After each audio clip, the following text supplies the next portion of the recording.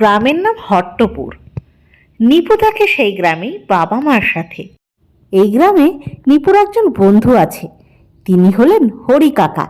এই হরি কাকা নিপুকে অনেক কিছু শিখিয়েছেন, যেমন গুলতি চালানো, ঘুড়ি ওড়ানো, সাঁতার কাটা, এরকম আরও অনেক কিছু। নিপুও নিজের আনন্দ ও দুঃখ সবই হরি কাকার সাথে ভাগ করে নেয়। হরি কাকারও এ দুনিয়ায় আপন বলে কেউ নেই, তাই তো তিনি নিপুকে অত্যন্ত স্নেহের চোখে দেখেন। আজ তো শনিবার, স্কুল তো তাড়াতাড়ি ছুটি হয়ে গিয়েছে, তাই আজকেই হরি কাকার সাথে বটতলার ওই পুরনো বাড়িটায় ঘুরতে যাব। বলি, এ কি ভাইপো, তোমার স্কুলের ব্যাগ কোথায়? স্কুলের পোশাক, জুতো মোজা সব গায়ে আছে, স্কুলের ব্যাগ নাই, কি ব্যাপার? স্কুল থেকে ফিরে বাড়িতে ব্যাগখানা রেখে আমি তোমার কাছে চলে এসেছি, আর মাকে বলে এসেছি, মা আমি হরি কাকার কাছে যাচ্ছি, হরি কাকা একটা কাঠবিড়ালি ধরেছে, সেটাকেই আনতে। ওরে দুষ্টু ছেলে, মাকে মিথ্যা কথা কয়ে এসেছো?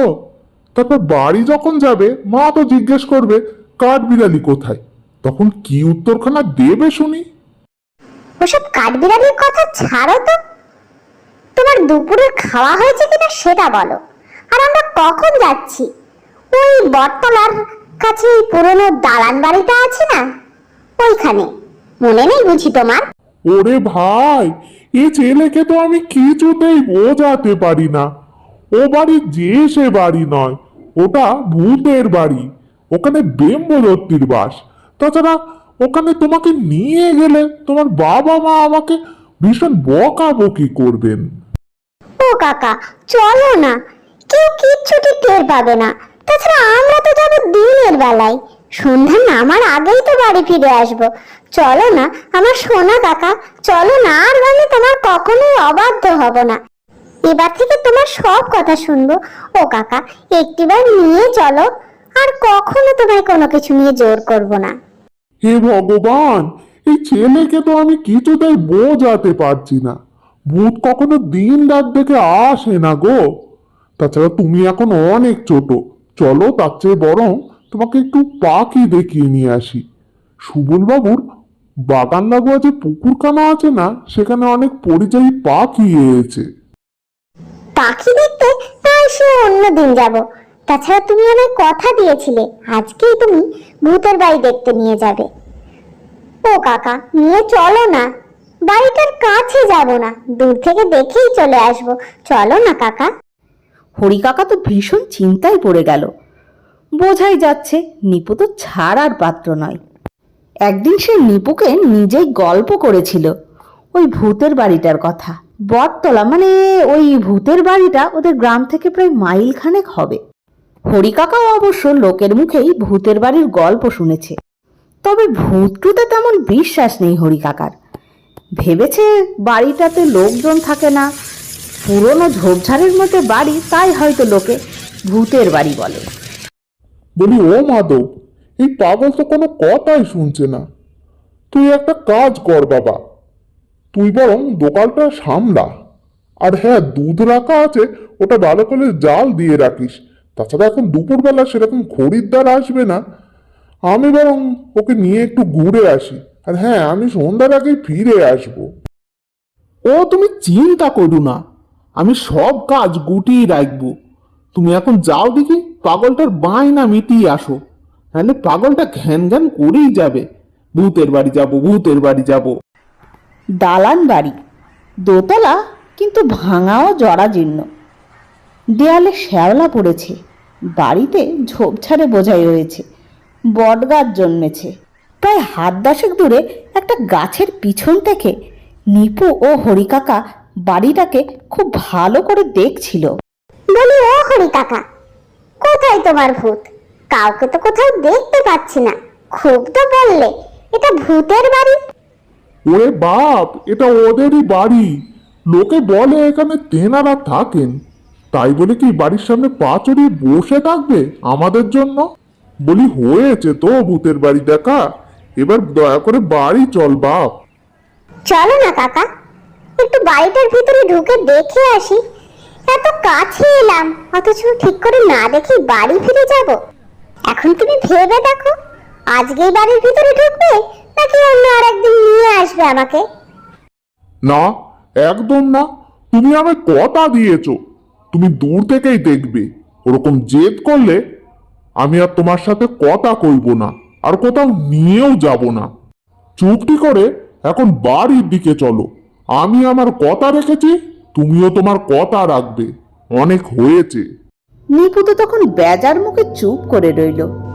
এদিকে আবার লম্বা কানওয়ালা, মুখে গোবদারিবিহীন এক টেকো লোক এসে হাজির। বলে, কি হচ্ছে খোকা? কি দেখছো ওদিকে? কাকে খুঁজছো তোমরা? এখানেই বা তোমরা কি করছো? তারা দুজনে চমকে উঠল। তারপর হরিকাকা একটু সাহসের সাথে বলে উঠল, আগে কে আপনি? আপনাকে তো ঠিক চিনলুম না। সে তো আমি কেউ একজন। তা তোমরা কারা বলো দেখি? এখানে তো সচরাচর কেউ তেমন একটা আসে না। আর এদিক বানাই বা তোমরা এখন কি করছো? ব্যাপারটা তো বোঝার আছে। আগে আমরা পাশের গ্রামেই থাকি। এই ভূতের বাড়িখানা আমরা দেখতে এসেছি। লোকে বলে ভূতের বাড়ি, অনেকদিন ধরে দেখার ইচ্ছে ছিল, তাই আর কি। তা ভূতের বাড়ি এসেছো, ভূতের দেখা কি পেয়েছো, নাকি ভূত না দেখে বাড়ি ফিরে যাচ্ছ? হ্যাঁ, লোকটার বিদঘুটে চেহারা আর অদ্ভুত কণ্ঠস্বর শুনে নিপু আর হরিকাকার দুজনেরই ভয়ে কেমন গাটা ছমছম করে উঠল। আগে আসলে আমাদের একটু তাড়া আছে, তাই তাড়াতাড়ি বাড়ি ফিরতে হবে। তাছাড়া এখান থেকে তো আমাদের বাড়িখানা অনেক দূর। দাঁড়াও বাপু, অত তাড়া কিসের?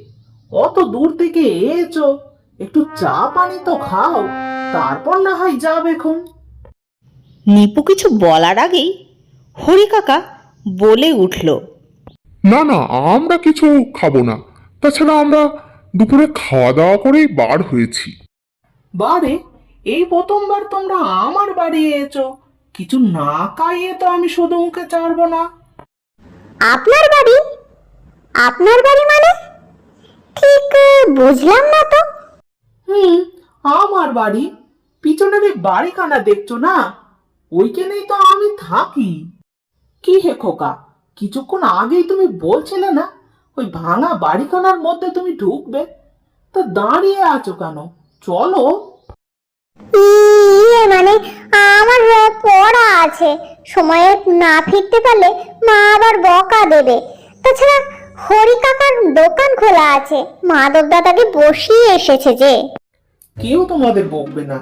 আর তাছাড়া বেটা মাধব দোকান বন্ধ করে ঘুমিয়ে পড়েছে। তাই একটু বসো দেখি, চা পানি খেয়ে একটু গল্প গুজব করে তবেই যাবে। না না দাদা, আমরা এখন ও বাড়ির ভিতর ঢুকবো না। আমরা এখন বাড়ি যাব, অনেক দেরি হয়ে গেছে।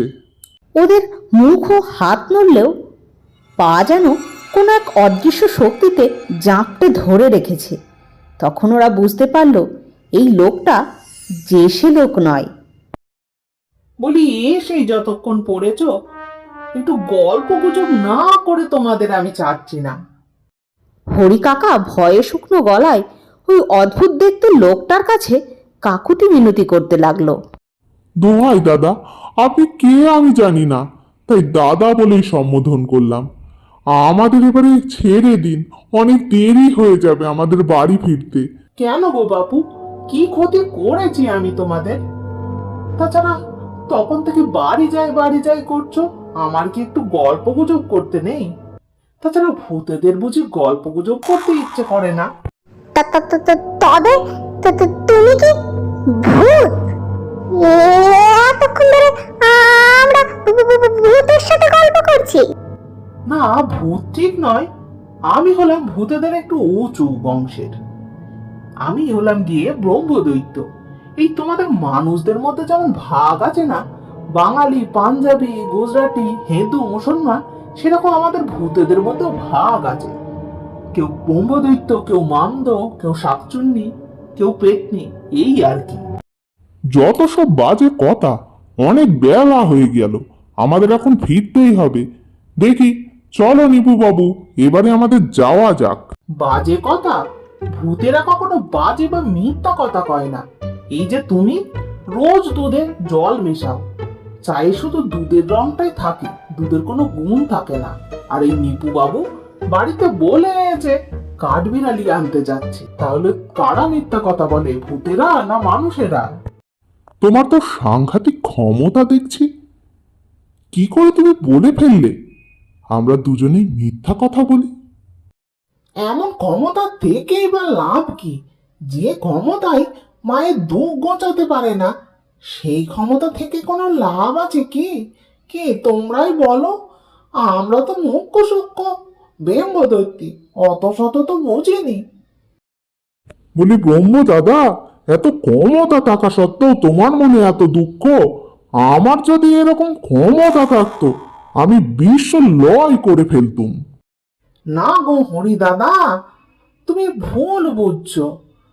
যে ক্ষমতায় মানুষের দুঃখ ঘোচাতে পারে না, সেই ক্ষমতা থেকে কোনো লাভ নেই দাদা। সেটা মনে দুঃখ বাড়ানো ছাড়া আর কিছুই নয়। তোমার আবার দুঃখ কিসের ভায়া? কাচ্ছ দাচ্ছ, যেদিক খুশি মনের ইচ্ছে ঘুরে বেড়াচ্ছ। এ জীবন অত্যন্ত সুখের জীবন, তোমার আবার দুঃখ কোথায় গো বাপু? আহ, হরি কাকা, সবার মনেই কিছু না কিছু একটা কষ্ট থাকে। সেই কথাগুলো বলবার জন্যই হয়তো উনি আমাদের এখানে আটকে রেখেছেন। ব্রহ্ম দাদা, তোমার কথা শুনে মনে হচ্ছে আর যাই হোক তুমি আমাদের কোনো ক্ষতি করবে না। তাই তুমি নিশ্চিন্তে তোমার দুঃখের কথাগুলি আমাদের বলতে পারো। আমরা যদি কোনোভাবে তোমার উপকারে আসি। সবাই যদি তোমার মতো ভাবতো নিপু দাদা, তাহলে এই পৃথিবীতে এত দুঃখ কষ্ট থাকতো না। মানুষেরা ভাবে ভূত মানে ভয়ঙ্কর কিছু, তাই ভয়েই মরে যায়। ওরা আমাদের কথা কিছু শুনতেই চায় না, বুঝলে নিপু দাদা? বুঝলে ব্রহ্ম দাদা, তোমার কথা শোনার জন্য এই আমি বসেই পড়েছি। এবারে বলো তোমার কি দুঃখের কথা আছে, আর আমরা কিভাবে তোমার উপকারে আসতে পারি। শোনো তবে, এই জঙ্গল পেরোলে আনন্দপুর গাঁ, ওই গাঁয়েই আমি এক সময় থাকতাম। আজ থেকে বছর 25 আগে আমার ব্রাহ্মণ বিধবা মায়ের সাথে ঝগড়া অশান্তি করে আমি গলায় দড়ি দিলাম।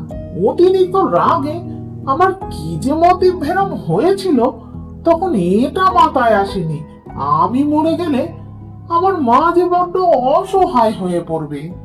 কারণ আমি ছাড়া তো আমার মায়ের কোনো সম্বল ছিল না। আমি রোজ ওই গায়ে ঘুরে বেড়াই, আর দুবেলা নিয়ম করে আমার বুড়ি মাকে দেখতে যাই। শুধু চোখে দেখায় কি এই বুকের জ্বালা মেটে? আমি এমনই হতভাগা সন্তান, আমার মায়ের পেটের জ্বালা আমি মেটাতে পারি না। আমার অসহায় মা পেটের জ্বালায় লোকের বাড়িতে যায় দুটো খাবার চাইতে। যদি কেউ দয়া করে সেদিন তার পেটের জ্বালাটা নিবারণ হয়, আর কেউ যদি দয়া না করে পেটের জ্বালা নিয়ে তাকে সেই দিনটা কাটাতে হয়। তা ব্রহ্ম দাদা, তুমি তো গাছের পাকা ফলমূল তোমার মাকে দিয়ে আসতে পারো। অন্তত পক্ষে এগুলো খেয়ে তো ওনার খিদে তো নিবারণ হয়, না খেয়ে তো থাকতে হয় না। হ্যাঁ, সে তো করাই যায় গো নিপু বাবু, কিন্তু সমস্যাখানা কি হয়েছে জানো? আমার মা যদি জানতে পারে তার ছেলের স্বর্গ লাভ হয়নি, তার ছেলে ভূত হয়ে গায়ের আকাশে বাতাসে ঘুরে ঘুরে বেড়াচ্ছে, সে জ্বালা আমার মা সইতে পারবে না গো। খিদের জ্বালা চেয়েও তার কাছে সে জ্বালা আরো বেশি যন্ত্রণার গো নিপু বাবু। তবে ব্রহ্ম দাদা, তোমার মায়ের দুঃখ কি করে ঘুচবে? তোমার মায়ের দুঃখ তো থেকেই গেল। ঘুঁচবে হরিদাদা, ঘুঁচবে। যদি তোমরা আমার একটু উপকার করো, তাহলে আমার মায়ের দুঃখ নিশ্চয় ঘুঁচবে।